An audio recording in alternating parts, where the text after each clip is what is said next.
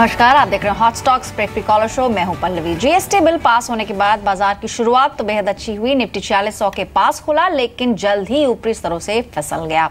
Opening में Sensex भी 200 अंक चढ़ा, लेकिन जल्द ही ये तेजी गायब हो गई।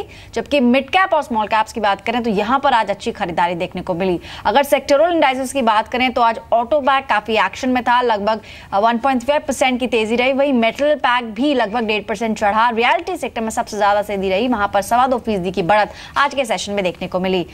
इंडेक्स में सबसे ज्यादा ये चढ़ने वाले थे। इसके अलावा पीएसयू, बैंक्स और फार्मा में भी अच्छी खरीदारी दिखी। अगर हम कुछ नाम लें तो बैंक ऑफ बड़ौदा लगभग 5.5% चढ़कर बंद हुआ। वहीं union bank, Allahabad bank, OBC जैसे कुछ पीएसयू से जहां पर अच्छी तेजी रही, लगभग 4% तक की। इसके अलावा इंडियन बैंक नतीजों के बाद शेयर में आज भी जबरदस्त तेजी रही। इससे पहले लगभग डबल डिजिट 20% तक की रिटर्न इसमें मिले हैं और आज के सेशन में भी लगभग 10% से ऊपर ये शेयर बंद हुआ है। इसके अलावा अगर कुछ फार्मा शेयरों का नाम लें तो सन फार्मा एडवांस, यहां पर 7% से ज्यादा की तेजी रही। डिशमन फार्मा, यहां पर भी 7% की तेजी रही। इनफैक्ट आज ऑटो स्पेस भी काफी एक्शन में था और ऑटो से जुड़ी जो बाकी कंपनियां हैं, ऑटो एंसिलरीज और इनफैक्ट टायर स्टॉक्स, यहां पर भी अच्छा आज परफॉर्मेंस देखने को मिला। मदरसन सुमी, टाटा मोटर्स, अपोलो टायर, यहां पर अच्छी बाइंग रही। कुछ नतीजे पे आए और नतीजों के बाद प्रिकॉल लगभग 13% की तेजी के साथ बंद हुआ। कैडिला हेल्थकेयर यहां पर 6% तक की तेजी रही। वहीं अगर हम नेगेटिव इंपैक्ट की बात करें तो बाटा का शेयर लगभग 4% तक टूट गया। कई दिनों से लॉजिस्टिक शेयरों में बहुत अच्छी रैली थी, लेकिन आज उस रैली पर ब्रेक लगा और मुनाफा वसूली काफी ज्यादा हावी हो गई। लॉजिस्टिक्स में गति की बात करें, container Corp, Allcargo logistics, sickle logistics, snowman logistics या फिर पटेल इंटीग्रेटेड, सब में आज लाल निशान देखने को मिला। कंज्यूमर ड्यूरेबल्स में भी आज मुनाफा वसूली काफी देखने को मिली। टाइटन, टीटीके प्रेस्टीज, वीडियोकॉन, ये सभी आज लाल निशान में बंद हुए। लेकिन जो आखिरी घंटा था, जो क्रूशल होता है सबसे ज्यादा मार्केट के लिए, वहां पर बाइंग फिर से दिखी और अंत में सेंसेक्स 17 अंक और निफ्टी लगभग 6 अंक की बढ़त के साथ बंद हुआ। कई बाजार के जानकारों से भी हमने बात की। अमीशा वोरा, प्रभुदास लीलरधर की, आइए सुनते हैं उनका क्या कहना था। सोचूंगी कि stocks like Sun Pharma and Wockhardt, which has been because of the US issues under pain, तो उनका इतना टाइम हो गया है कि कभी भी वो इश्यू सॉर्ट हो सकते हैं over next 3 to 6 months, and that could be a big boost because rest of their business metrics is very much in place. तो वहाँ पर थोड़ा निबलिंग चालू करना चाहिए। काफ़ी एक अच्छी रैली हुई है post Brexit and there could be some possibility of correction which can't be ruled out. But अगर आप मीडियम टर्म से लॉन्ग टर्म देखेंगे तो काफ़ी इंतजार के बाद में कॉर्पोरेट अर्निंग्स में एक सुधार आना चालू हुआ है। काफ़ी टाइम के बाद में ऑटोमोबाइल के नंबर अच्छे आए हैं, इलेक्ट्रिसिटी कंजम्पशन के नंबर अच्छे आए हैं, ऑर्डर बुक के नंबर अच्छे आए हैं। तो काफ़ी समय के बाद एक इम्प्रूवमेंट का नज़र आता हुआ नज़र आ रहा है। और जो भी पिछले 1.5-2 साल में सरकार ने कदम उठाए हैं उसका इम्पैक्ट आने वाले समय में और अच्छा होने वाला है।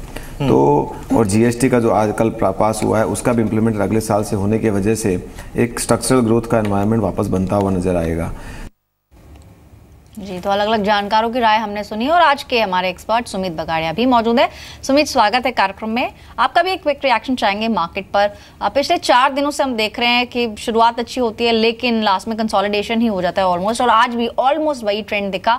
जब तक जीएसटी पास नहीं हुआ था बाजार के लिए सबसे बड़ा ट्रिगर था, लेकिन अब क्योंकि ये इवेंट ओवर हो चुका है तो अब आप क्या देख रहे हैं, नेक्स्ट ट्रिगर क्या हो सकता है बड़ा बाजार के लिए? Hi, good evening. Well absolutely market के अंदर पिछले 2 दिनों में हमने थोड़ा सा ऊपरी लेवल से दबाव भी देखा है और जीएसटी पास होने के बाद in fact buy on rumour sell on news वाला स्टोरी थोड़ा सा देखने को मिला है। आज हमने निफ्टी में नया लो देखा है, फिर थोड़ा सा नीचे से रिकवरी देखने को मिली है। ये सब देखते हुए ऐसा लगता है कि एक बार, और प्लस अगर मैं प्योर टेक्निकल्स की बात करूं तो उसको देखते हुए मुझे ऐसा लगता है कि एक बार मार्केट में दबाव बना हुआ है और यहाँ से शायद देयर इज अ पॉसिबिलिटी कि एक बार करेक्शन के चांसेस बन सकते हैं। 8500 का इमीडिएट सपोर्ट है निफ्टी के ऊपर। अगर ये लेवल ब्रेक होता है तो 8400 तक के लेवल्स हमको आने वाले 2 से 3 दिनों में देखने को मिल सकते हैं। हम ये देख रहे हैं कि जब तक अभी 8600 के ऊपर या ट्रेडिंग के लिहाज से 8640 का लेवल जब तक निफ्टी ऊपर में ब्रेक नहीं करता है तब तक एक बार कोई भी पुल बैक मिलता है तो उसको सेलिंग अपॉर्चुनिटी के तौर पे देना चाहिए और जैसे ही ऊपर आता है तो सेल करके काम करें। इमीडिएट टारगेट 8500 और 8400 तक के आने वाले 2 से 3 दिनों में देखने को मिल सकते हैं। ये छोटी सी करेक्शन है जो हम एक्सपेक्ट कर रहे हैं मार्केट्स के अंदर, but overall longer term horizon positive है। आई थिंक अगले हफ्ते आरबीआई पॉलिसी भी है, वैसे तो उसमें कोई एक्सपेक्टेशन नहीं है रेट कट का, बट मुझे ऐसा लगता है कि ग्रोथ स्टोरी को ऊपर ध्यान में रखते हुए आने वाले कुछ महीनों में हमको कोई भी गिरावट में खरीदारी करके चलनी चाहिए। लॉन्गर टर्म टाइम होराइजन के हिसाब से कोई भी गिरावट खरीदारी का मौका होगा, लेकिन अगर प्योर ट्रेडिंग करनी है तो एक बार सेलिंग अपॉर्चुनिटी ढूंढनी चाहिए। यहाँ से कोई भी 20-30 पॉइंट का पुल बैक आता है मार्केट के ऊपर तो वो सेलिंग अपॉर्चुनिटी होगी। 8640 का स्टॉप लॉस होगा। नीचे में इमीडिएट पहला टारगेट 8500 और उसके बाद 8400।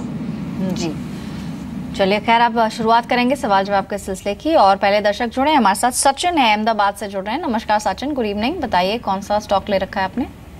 हाँ मैडम, गुड इवनिंग। मेरा सवाल एल&टी को लेकर है।